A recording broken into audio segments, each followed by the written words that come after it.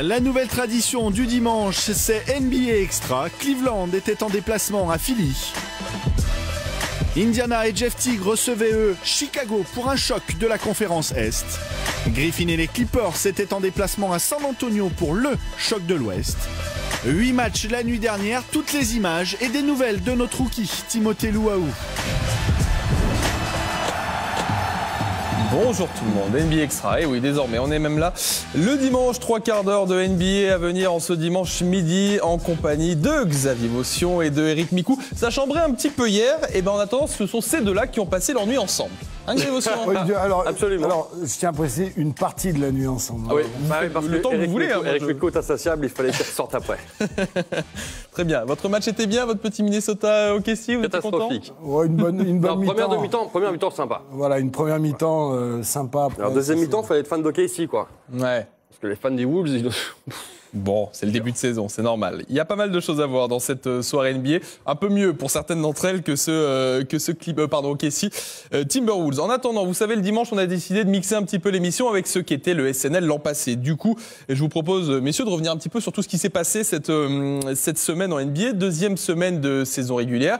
Le traditionnel One Week in the NBA signé de Florian Michel.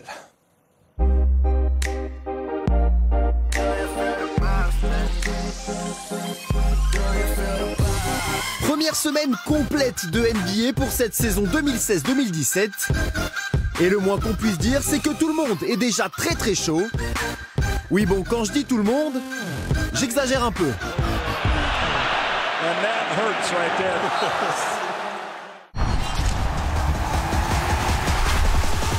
On risque de voir cet homme un bon paquet de fois cette année. Dimanche dernier, Russell Westbrook enchaîne un deuxième triple-double et devient le premier joueur à cumuler plus de 100 points, 30 rebonds et 30 passes après 3 matchs. Ça, c'est incroyable. Ouais. Non mais tu te rends compte? Génial. Lundi, c'est un geste hors des parquets dont tout le monde parle. Rudy Gobert signe le contrat de sa vie sous les yeux de sa maman. Un mouvement de poignet pour signer sur 4 saisons à 102 millions de dollars et devenir le sportif français le mieux payé de l'histoire.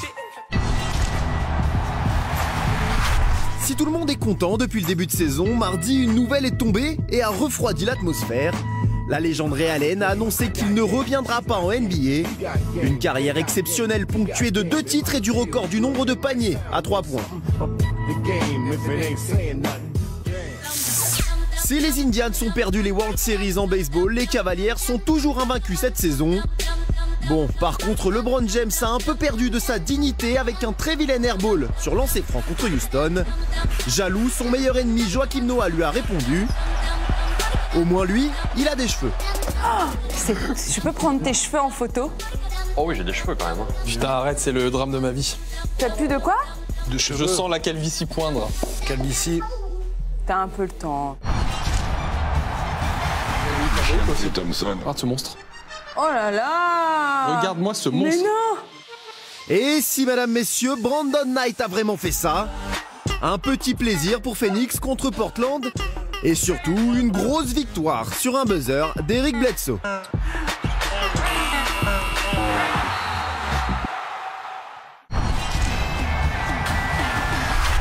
Russell Westbrook avait le pire style de l'histoire du style pour le match le plus attendu de ce début de saison. Durant retrouve son ancienne équipe d'Oklahoma City. Et sur le terrain, il n'a pas fait dans la dentelle 39 points et une victoire facile 122-96. En tout cas, on a compris qu'il ne lui restait plus beaucoup d'amis au Thunder. Heureusement, il peut faire ses blagues à son nouveau pote Stephen Curry. On parle peu de Kawhi Leonard, pourtant les Spurs sont très très forts et Kawhi est plus que jamais leur leader. Tim Duncan peut tranquillement se reposer. What is this place? Welcome to the Spurs Retirement Club. This is nice. Dans le même temps, on a assisté à un bug dans la matrice. Les Lakers ont humilié la super team des Warriors. 20 points d'écart et cette petite caresse sur le crâne de David West. One Week in the NBA avec Florian Michel. Semaine numéro 2 en saison régulière NBA. Xavier Motion, vous en retenez quoi? Quelle image vous a marqué là-dedans? Difficile de ne pas parler des défaites des Warriors. Il y en a déjà 2. Ah, t'as pris mon idée. Hein? J'allais partir là-dessus, moi aussi. Ouais. C'est pas grave. Et que la seule équipe qui a vaincu, c'est les champions en titre, c'est les Cavaliers. Et même pour l'instant, parce qu'hier soir c'était une autre histoire, on avait un sentiment de facilité quand même pour les Cavaliers, donc tout va bien, c'est normal, ils surfent sur leur titre. Donc on va pouvoir se souvenir de ça, mais c'est vrai que Golden State quand même, ok, ils cartonnent OKC, mais par contre... Ouais. Eric, cette deuxième semaine. La victoire des Lakers. Ça, là, il me fait plaisir, une flatte. Victoire des Lakers face à Golden State. Alors, c'est pas anodin. Simplement, on a une équipe de Lakers qui est bien coachée. Et moi, je pense que c'est parfois plus simple. Le message passe plus facilement quand le coach est jeune avec une bande de jeunes. Ils parlent le même langage. Et on sent que ces Lakers sont beaucoup... plus appliqués, prennent du plaisir à jouer ensemble et jouent bien au basket. Donc ça fait plaisir de voir ces Lakers à ce niveau pour l'instant. Très bien. Deuxième semaine donc de saison régulière NBA. On laisse ça pour le moment. On se concentre sur la nuit dernière parce qu'il y avait 8 rencontres à analyser dans cet épisode d'NBA Extra. On va commencer par ce qui était l'affiche de cette soirée. Dans la conférence Ouest, San Antonio face aux Clippers de Los Angeles. Pas mal de choses à voir sur ce match-là. Déjà, un petit point sur les Spurs, messieurs. Tony Parker qui est out pour une semaine. Danny Green n'a toujours pas joué un match. Du coup, Xav, c'était ça le 5 de départ des Spurs hier. Ouais, avec Patty Mills et Kyle Anderson pour remplacer les deux cités précédemment, Kawhi Leonard, LaMarcus Aldridge et Pau Gasol, bien sûr. C'est déjà pas si mal. C'est vrai que Tony Parker avait pas un niveau extraordinaire depuis le début de la saison, et pour cause, puisque sa blessure date du premier match. Ouais. C'était joué contre les Warriors. Danny Green, pas là. Bon, ça n'a pas empêché les Spurs d'être parfaits jusque-là. On va voir ce que ça a donné cette nuit. Tiens, partons tout de suite au AT&T Center. Xav, raconte-nous ce qui s'est passé. Il s'est passé plein de choses. Regardez-le bien, celui-là, parce que lui, on va le voir un bon moment. Hier soir, c'était un match assez particulier. Les deux équipes en back-to-back. Chris Paul qui va servir Blake Griffin, qui va se faire un petit peu plaisir. 21-12 d'entrée pour LA. Et ça va continuer avec ce superbe panier à 3 points de JJ Redick avec la faute. Et puis les ballons perdus, ils seront tous pour San Antonio. Les Clippers qui ne vont pas perdre un ballon en premier quart-temps. Blake Griffin qui va jusqu'au bout. Les 2 points sont accordés et la faute en prime. Bon, évidemment, il va y avoir une réaction quand même des Spurs. Ici, c'est Murray Speights qui a été pourtant très bon hier soir, qui se fait contrer. Et on s'en doutait quand même, les Spurs vont revenir dans la partie du mois, pas trop loin des Clippers. Il y a plus que 6 points, il en avait eu 15 en premier quart-temps. Chris Paul, qui fait sauter son adversaire direct. C'était Deadman d'ailleurs en l'occurrence, ça fait marrer Chris Paul. Blake Griffin a été monstrueux, 26 points en première mi-temps. Ah ouais. C'est plutôt correct. Oui. 28 au total. Eh oui, voici les 2 seuls points de Blake Griffin. Là, il aurait pu faire une belle passe décisive. Il a dit non. Non, je vais marquer. Je suis tranquille. Vieux dunk en plus. Voilà, un vieux dunk, ouais. Bon, les 2 premiers étaient pas trop mal. Et puis celui-là, il est mieux. Voilà, Blake Griffin n'est pas là, mais c'est bien DeAndre Jordan qui est à la conclusion du alley-oop de celui-là aussi. Les 2 servis par Chris Paul. Chris Paul qui est pas très loin d'un triple-double, qu'on n'a pas vu énormément, sauf à la passe. Je crois qu'il a mis que 9 points, me semble-t-il. Voilà, c'est ça. Et 10 passes décisives. Blake Griffin, 28 points. Jamal Crawford, machin. Mais regardez le score. Ils se sont pris une gifle à domicile, les Spurs. C'est leur 2e défaite déjà à domicile cette saison. Ils avaient perdu un match la saison dernière. Ouais, et il fallait attendre le 40e match, il me semble. Quelque chose comme ça. Ils arrivaient super tard. Et là, il y en a déjà 2. Il y a certainement 2 choses à retenir là-dedans. C'est que d'une, c'était un back-to-back et c'est pas cool ni pour l'un ni pour l'autre. Que les Clippers s'en sortent mieux, mais surtout que les Clippers, c'est pas la première fois qu'on le dit, me paraissent en tout cas beaucoup plus sérieux que la saison dernière. Alors, tu fais bien de parler de ça. Une petite seconde, on va analyser tout ça, on va prendre le temps tranquillement. Xavier parle de ce back-to-back. Oui, Doc Rivers, il avait 2-3 trucs à dire là-dessus, parce que les 2 équipes étaient en back-to-back hier soir. Regardez ce qu'il dit, ce genre de match, ça devrait pas arriver. Les 2 équipes pouvaient même plus marcher en milieu du 3e quart-temps. Il rajoutait derrière que c'était un match diffusé à la télévision nationale, que c'était une grosse affiche pour la NBA, et que c'est vrai que c'est peut-être pas très malin, Eric, d'avoir ces 2 équipes en back-to-back. Moi, je suis pas d'accord. Il y a 4 matchs où ils ont joué 4 ou 5 matchs. On est en début de saison. Se plaindre d'un back-to-back en début de saison, moi, je vois pas le problème. Et surtout avec 2 équipes en back-to-back. Si une avait été en back-to-back et arrivait fatiguée, là, les 2 équipes sont fatiguées. Après, c'est leur boulot de produire sur le terrain. Donc, le timing du back-to-back en début de saison ne devrait pas poser un problème. Très bien. Back-to-back, de toute façon, c'est un des cancers de la NBA, on le sait depuis longtemps. Adam Silver l'avait dit dans l'interview que Rémi avait faite en début de saison. L'année prochaine, normalement, il n'y en aura plus des back-to-back, ou en tout cas beaucoup moins, puisque la NBA va reprendre une semaine plus tôt. Déjà, cette année, ça reprend un petit peu plus tôt que d'habitude. L'année prochaine, ça devrait reprendre mi-octobre, de manière justement à ne plus avoir de back-to-back. En tout cas, moins. Parlons un peu basket avec donc Blake Griffin, qui a été si bon hier soir. 26 points, Xavier le disait, en première mi-temps, 28 au final. On a une petite palette, Eric. Qu'est-ce qui fonctionne si bien là pour Blake Griffin ? Déjà, il est en phase donc avec son tir extérieur. On le sait, après, dès qu'il commence à mettre des tirs à 4-5 mètres, ça commence à être compliqué. Là, on voit que physiquement, il est au-dessus, qu'un joueur comme Aldridge ne peut pas le suivre cercle à cercle. Ouais, Gasol.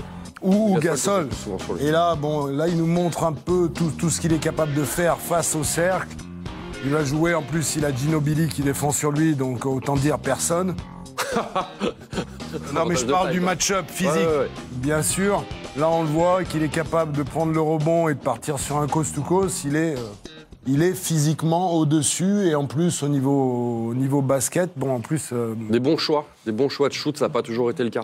Ouais. Voilà, on le voit qu'il utilise de plus en plus ce shoot une jambe avec la planche, le carreau, et qui est efficace. Quand il joue comme ça, il fait partie des meilleurs ailiers forts de la Ligue. Est-ce que, 7e saison en NBA pour Blake Griffin, est-ce que ça y est, on vous l'a mis, est-ce que c'est l'année de la maturité ? Est-ce qu'il peut franchir, vous savez, cette fameuse expression, un palier cette année, Blake Griffin ? Ouais, pour moi, ça y est, c'est devenu un basketteur pur et dur.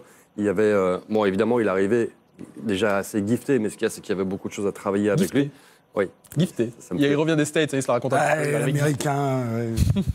Qu'est-ce qu'il y a Qu'est-ce qu'il a, lui. Et oui, Blake Griffin est en train de passer un palier. En tout cas, voilà, c'est le début de saison. Il n'y a eu que 6 matchs de jouer, je crois, pour les Clippers. Ils sont numéro 1 de la conférence Ouest, à égalité avec OKC. Juste là, sincèrement, je pense que c'est pas du tout un hasard. C'est une équipe qui n'a pas bougé énormément et avec un bien meilleur banc qu'avant. Ouais, après, il doit se racheter aussi. Hein. Il y a peut-être ça, il arrive motivé, il a raté la fin de saison, il a fait des choses bêtes.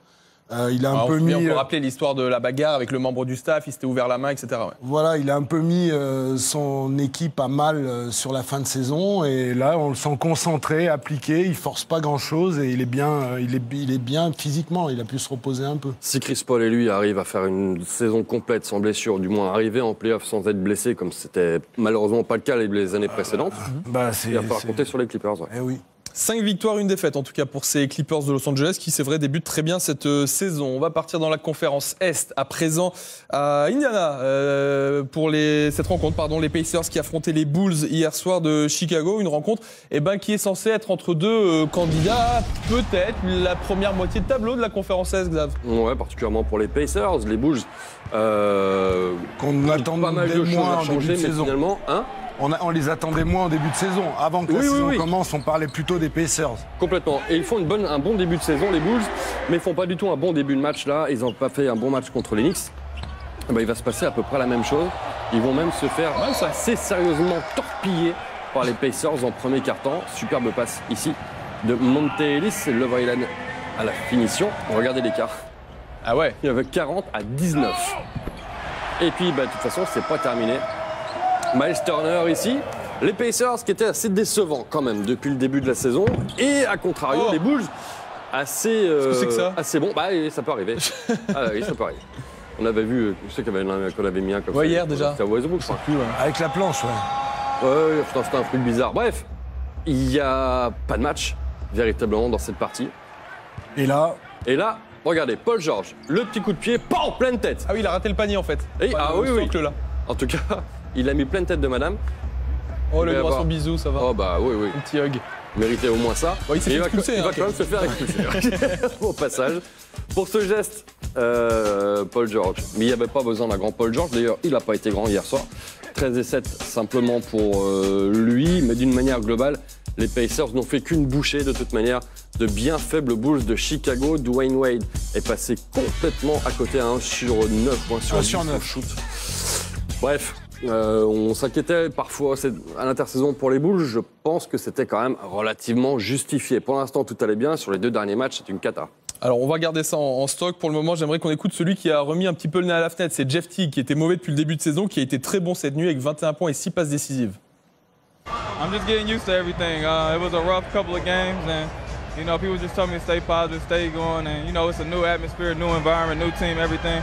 But I'm starting to fit my way in. Last game, I think I got a little stepping stone, and tonight I played a lot better. And as a group, man, my teammates been behind me every day in practice. Miles Turner, PG, all those guys been great.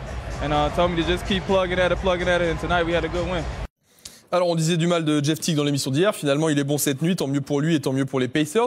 Il y a quand même deux tendances différentes à voir entre ces deux équipes. Messieurs, regardez, on vous a cumulé quelques stats.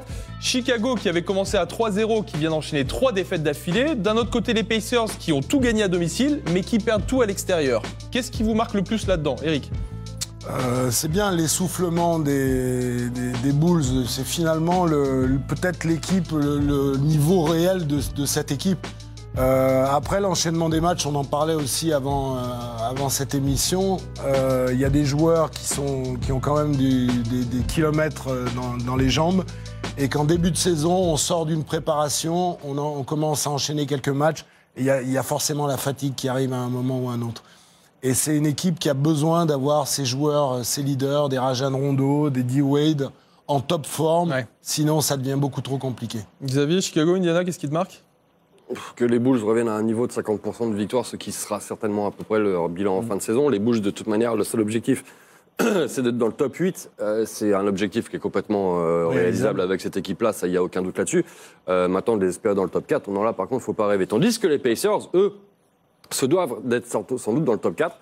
Il y a tout ce qu'il faut dans cette équipe-là, c'est solide, c'est costaud. On attend beaucoup évidemment de Jeff Teague, de Paul George, Miles Turner qui peut faire une super saison. Ils sont pas à leur niveau pour l'instant, ces Pacers, on est d'accord. Ils sont pas à leur niveau. Non, mais hier soir, ils commencent à montrer. Voilà, parce qu'avec un bon Jeff Teague, il arrive, il a un rôle super important dans cette équipe et il rate complètement son début de saison. Donc après, aller gagner des matchs à l'extérieur avec un meneur de jeu qui n'est pas à son niveau, qui est attendu. Il y a l'adaptation aussi. Il le dit, à reconnaître ses coéquipiers, à trouver les bons endroits où être agressif. Donc, il va falloir être patient, mais l'équipe monte en puissance.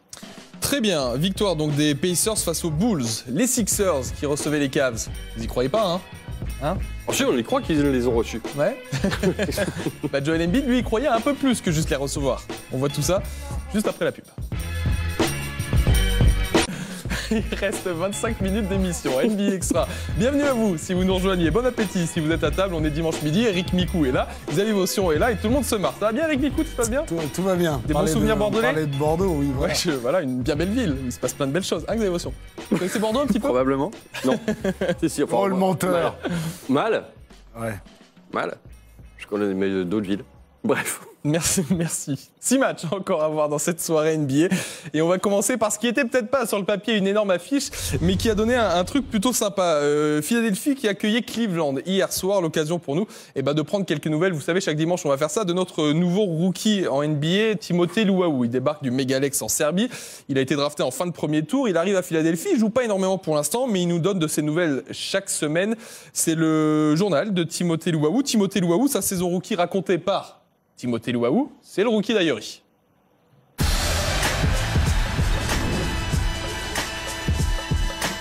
Salut tout le monde, je vous présente ma salle d'entraînement.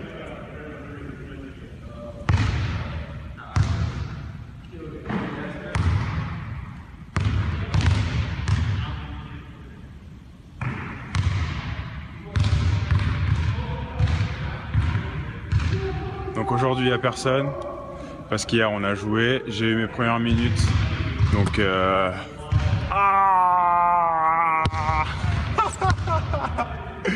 j'ai eu mes premières minutes contre Atlanta. Je suis fier d'avoir mouillé le maillot, mais c'est pas assez, donc je suis là pour m'entraîner. Après un bon shooting le matin, voilà comment bien se préparer. La chance. Avec mon gars Paul. On va aller dans une maison hantée. Ouh, faut être prêt. Dans le vestiaire, à quelques minutes du match contre Cleveland. Ça va être un gros challenge contre nous, parce qu'on n'a pas encore gagné le match. Et ils ont tout gagné, donc ça va être assez dur, mais on va tout donner. What do you think, Carlos? Bonjour, je m'appelle Alice. Parlez-vous français? Ça marche toujours aussi bien, ça, quand on les fait parler français. Hein. Oui. Alice Thompson. Par contre, moi je retiens un truc, c'est qu'il est déjà sorti. Il était dans une maison hantée, ça va. Non, il doit rester concentré. Il était pas au bois jusqu'à 3h du mat, en train de je sais pas quoi. Attends. C'est bien toi qui as dit ça. L'expérience parle. Ah bah tu m'étonnes. C'est vrai que c'est un petit peu l'hôpital qui se fout de la charité. Non, mais c'est extraordinaire. Oh mais dis donc. Bref. Eric, la nuit parisienne te connaît bien. Oui. Philadelphie face à Cleveland. Et donc, vice-versa. c'était la fiche de la soirée dernière. Ça se passait au Wells Fargo Center, Xavier Vauçon, et finalement, il n'y a pas eu blowout. Non. Non. Il s'est passé des choses assez incroyables dans cette partie. Attends, regardez bien. Bon oh. Sauf que, alors moi je veux bien. Oh, LeBron il s'est fait scotcher. Non, ça aurait dû être accordé. Donc, ok, d'accord. C'est quand même pas mal. C'est quand même pas mal. Mais, mais ça aurait dû coter 2 points et les arbitres ont accordé le contre. Ils n'ont pas accordé les 2 points. LeBron James donc qui va mettre dedans. Ici par contre, pas de Joel Embiid pour le contrer cette fois-ci.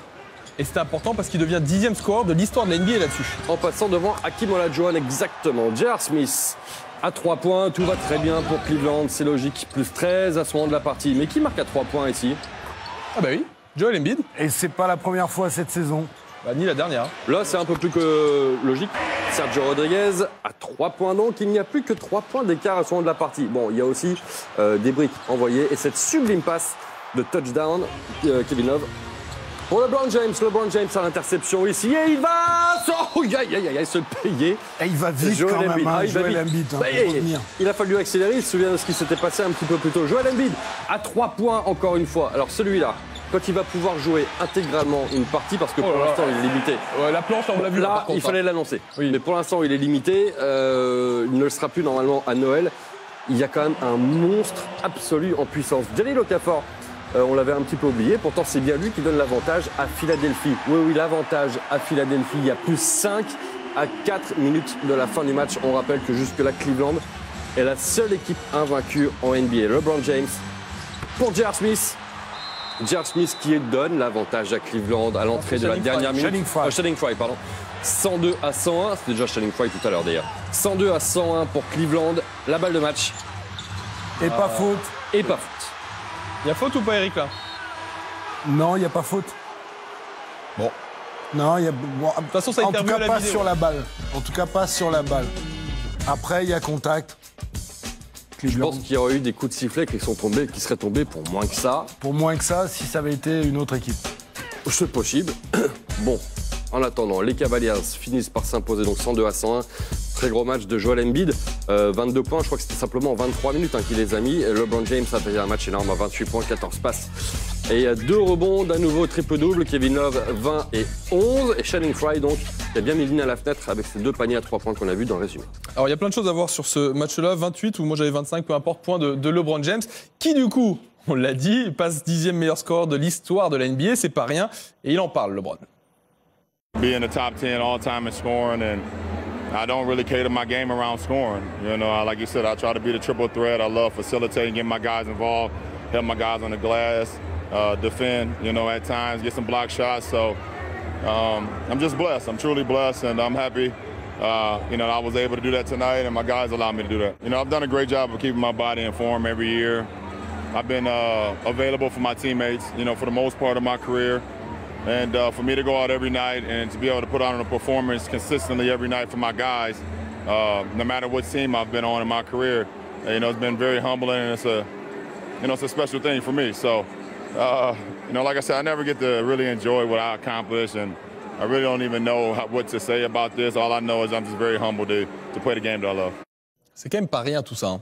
10e meilleur scoreur de l'histoire de la NBA, pratiquement 27 000 points en carrière pour LeBron James. Le prochain dans la ligne de mire, c'est Elvin Hayes. Eric, est-ce qu'on peut déjà réfléchir jusqu'où il peut monter là quand on voit les chiffres? Est-ce qu'il peut monter jusqu'à Kobe, au-dessus? Il a presque 32 ans, il aura 32 ans le mois prochain, LeBron. Ouais, ça fait quand même pas mal. Après, il l'a bien dit dans l'interview et son jeu nous le prouve. Ça n'a jamais été quelqu'un qui cherche systématiquement à scorer. Et plus on va dans les années avec cette saison, plus c'est vrai que son rôle est de faire en sorte que ses coéquipiers soient bons.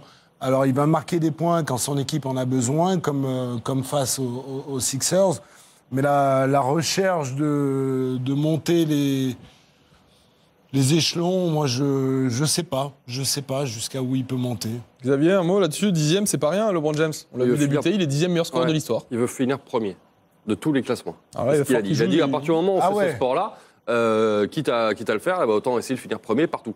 Et il finira peut-être premier nulle part, mais ce qui est sûr, c'est que oui, il peut peut-être s'approcher de Kobe. Malone et Jabbar, ça paraît quand même assez difficile, mais pourquoi pas, 32 ans, il va les avoir.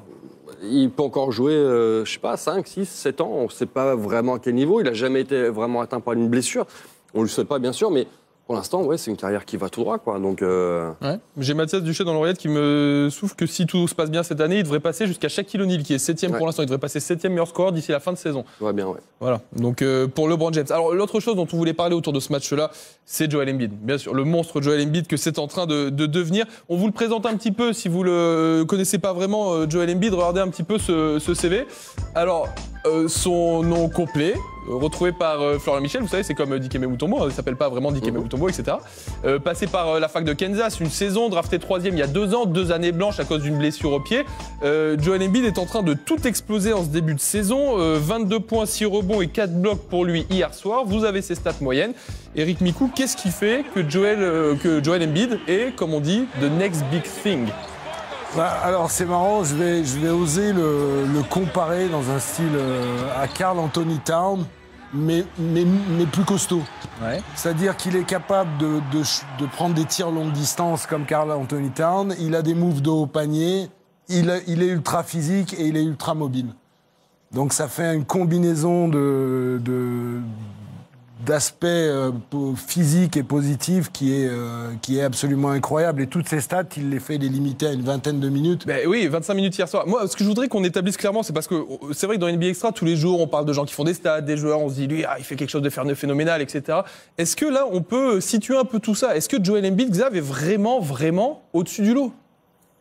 Je sais pas, il a l'air en tout cas, il a l'air absolument incroyable. C'est quelque chose qu'on n'a jamais vu, quelqu'un d'aussi grand, aussi costaud, réussir des shoots extérieurs comme ça. Alors on peut me parler de Porzingis, effectivement, on peut parler de Karl Anthony Towns.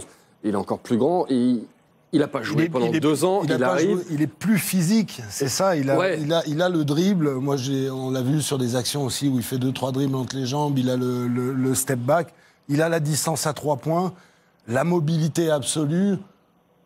En plus de ça, il a même une grande gueule, ce qui peut aider aussi dans ce genre de truc. On se souvient de ses sorties sur Twitter absolument mythiques. D'ailleurs, LeBron James l'a bloqué sur Twitter, c'est quand même assez rigolo. Et Joel Embiid, c'est un véritable phénomène qui est en train de nous tomber dessus. On n'y croyait pas trop parce que quand on joue pas comme ça pendant 2 ans, on ne sait pas trop quel genre de joueur on va avoir. Et surtout, on ne sait pas combien de temps ça peut durer. Combien de temps ça peut durer, parce qu'il va y avoir après. Tu joues pas pendant 2 ans, il y a un contre-coup à un moment ou à un autre.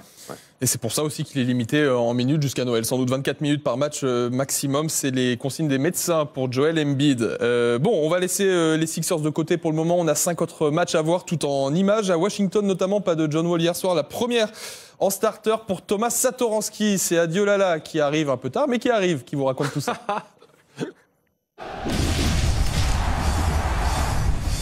Back-to-back pour les Wizards égale John Wall au repos. Conséquence, première dans le 5 pour Thomas Satoransky. Mais les prévenus, pour entrer dans la raquette du Magic, faut être armé.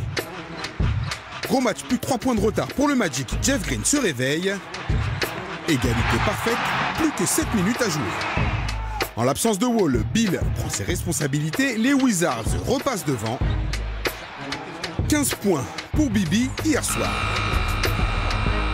Mais Jeff Green réalise le meilleur match de sa saison et termine avec 18 points au compteur. Vous l'avez compris, match serré jusqu'au bout. Scott Brooks prépare un système pour Bradley Beal. Mais au final, c'est Marcus Morris qui a la balle de la gagne. Orlando s'en sort bien malgré un petit match pour Evan Fournier.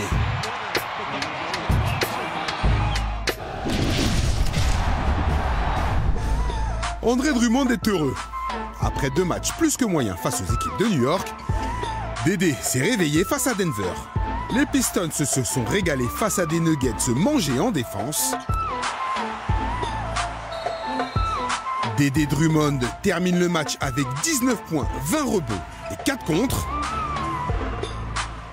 Détroit n'a toujours pas perdu au Palace, 4 victoires. Et avec la manière, 15 points pour John Wall, 15 points pour Markieff Morris, ça roule pour les Pistons.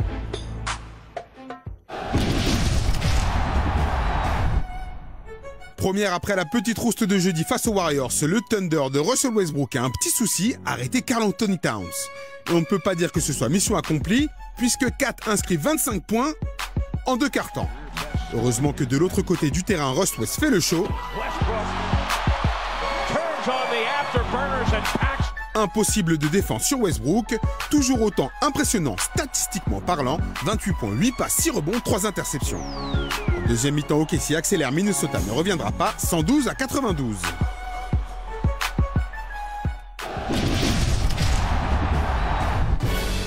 Les Bucks de Giannis Antetokounmpo accueillent les Kings de Sacramento, le Greek Freak s'occupe de tout, contre-attaque et la petite passe. Après la fixation, Antetokounmpo porte son équipe, mais c'est Mirza Teletovic qui s'occupe du scoring, avec 7 paniers à 3 points, record en carrière. Cette saison, Jason Kidd veut que son équipe progresse en défense. Hier soir, Milwaukee a fait le boulot. 4 interceptions, 8 rebonds, 8 passes et 17 points pour Antetokounmpo. Victoire facile, 117-91.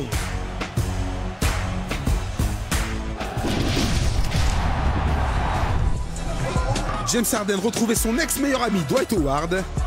Le nouveau pivot des Hawks a décidé de se fâcher face à ses anciens coéquipiers. Il faut dire que la défense des Rockets l'a bien aidé et qu'il a bénéficié de superbes passes de ses coéquipiers. En tout cas, les Hawks ont déroulé 20 points, 14 rebonds pour Howard. Fallait pas l'énerver. Ils ont mis faute là-dessus. Ouais.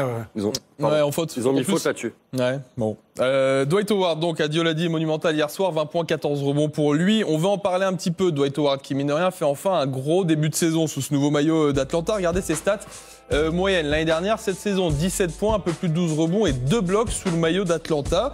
Est-ce qu'on a retrouvé Dwight Howard, Eric Mikou? Dans ce début de saison, je dirais oui. Même, on a l'impression, en voyant le joueur, qu'il est heureux d'être à Atlanta. L'avantage, c'est qu'il touche énormément de ballons. Il est bien là en point de fixation. Et ses coéquipiers arrivent à le trouver sur des alley-oops. Il est bien physiquement, sans doute mieux que l'année dernière. Donc oui.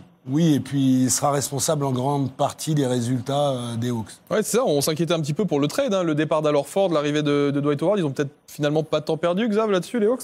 Oui, c'est sûr. Il récupère un 5. Il récupère un pur 5. Al Horford, on sait qu'il aime beaucoup shooter plus extérieur, plus au large, etc. Millsap, c'est pareil. Là, c'est très solide à l'intérieur avec Dwight Howard. En tout cas, ça dépend de quel Dwight Howard, à quel Dwight Howard on s'attend. Est-ce qu'on s'attend à Superman d'Orlando ou est-ce qu'on s'attendait à l'échec de Houston?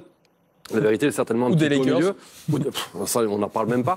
Je pense que la vérité est un petit peu au milieu. Dwight Howard n'est plus le Dwight Howard qu'on a connu à l'époque d'Orlando, mais on pouvait quand même pas se dire qu'il était devenu complètement nul comme il avait été à Houston. À Houston, il y avait autre chose. C'était dans la tête. Et là, je pense que mentalement, il est complètement relancé parce qu'on sait qu'on compte sur lui dans cette équipe-là, et jusque-là, ça se passe bien. C'est quand même incroyable, parce qu'on parle d'un Dwight Howard catastrophique. Le mec, il a 16 points, 12 rebonds de moyenne en étant catastrophique.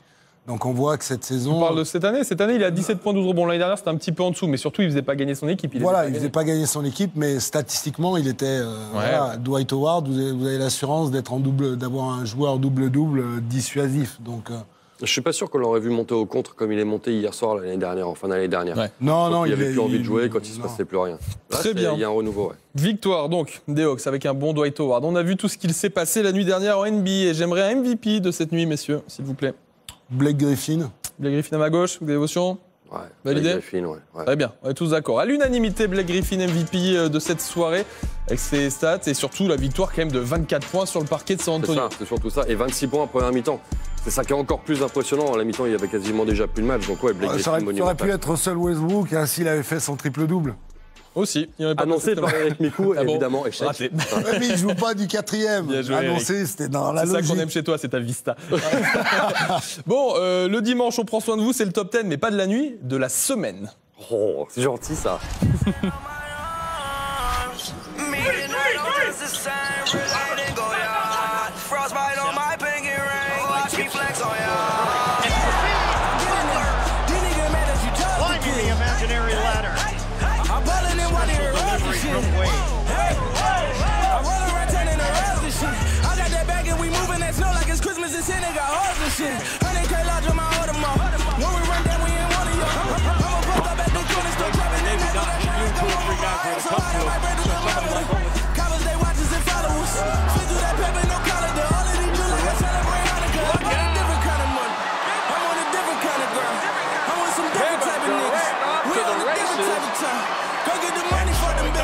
Bitches be getting out of line.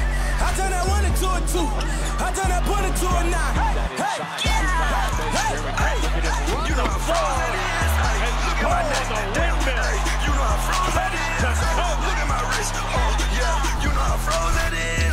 Look at my fist, yeah, you know how froze that is.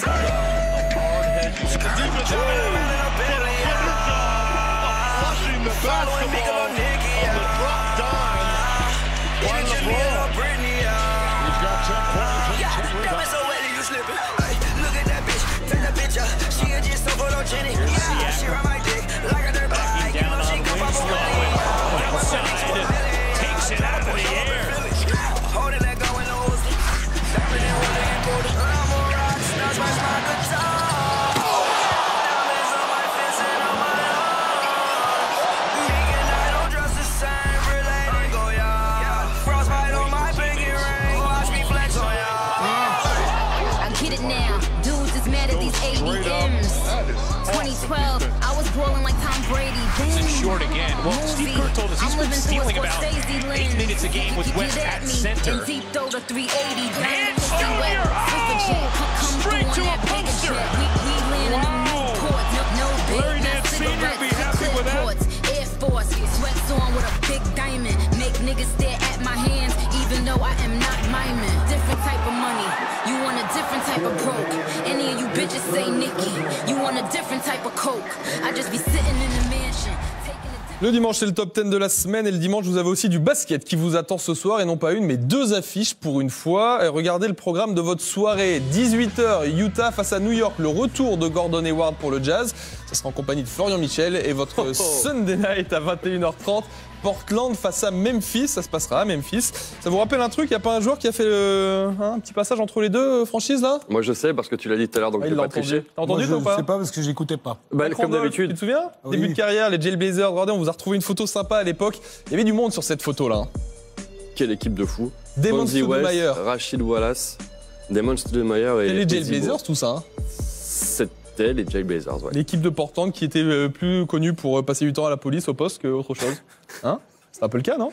Et ben voilà, Zach Randolph, il retrouve Portland ce soir. 2 matchs donc 18h et puis 21h30 pour ces 2 affiches. On n'a pas eu droit à notre petite dose de Shaq cette semaine. Vous le voulez ou pas? Ouais. Je suis jamais contre un coup de Shaq. Allez, un gros Shaq, c'est parti. Shaq the fool. Ernie, he's Shaq the fool. And Chuck, he's Shaq the fool. Le micro est ouvert, c'est ça que tu es en train de dire. Exactement. D'accord, mais je ne le savais pas, tu fais bien de me le dire. Oulala. Faut faire attention quand Allez, c'est parti. Number one, C'est qui? this clumsy fan. Jack. Poor Scotty. Tiens, déjà, tu sens mon bras et tiens, quoi, tu te prends un coup sur la tronche. Oh, I'm sorry, Scotty. I Il a need to perdu do les that lunettes. one to somebody. Oh, come on, man. Yeah, that's why you can't get front row seat. Oh, shit. You can't get front row seat. Oh, a little emoji fun from Goldfarb. Number 2, Jalen Ah oui, t'es bien Brown. celui-là aussi. I call this the shake and bake mistake. He's already in it? Oh, yeah, that was cool. Ah bah I watched that game. bon, on a vu mieux. Ça, Eric, je suis sûr que tu l'as déjà fait dans ta carrière. Non, bah ça, jamais, c'est sûr. non, jamais, parce que là, il est rentré à l'intérieur de la zone à 3 points. Ah oui, c'est vrai que c'était derrière la ligne. Qu'est-ce qu'il a fait, ce bon Draymond? KD was 21 feet tall. Une belle passe. Ouh là là là là, mais... Non, il a dû voir un pote derrière. Bon, il faut beaucoup de Kevin Durant pour pouvoir y aller. You the best passers, big man in the league. Ah bah oui, my bad, ouais. Non, c'est la faute d'Eric. Ah, mais ça, Là, il est énorme. mais lui, c'est le numéro 1 de l'année, lui. Sam Dekker. Oh, la taupe! Was measuring his steps and everything, man. There we go. Vous savez, il veut faire le top 100 à la fin de l'année, il sera numéro 1, c'est sûr. J'aime bien le petit regard à gauche, droite, genre je vais en claquer. Ah oui, il regarde à gauche et à droite, mais pas devant. Oh non, c'est pas bien, j'avais pas vu les 2 autres qui se moquent. Ah bah il a bien fait de se moquer.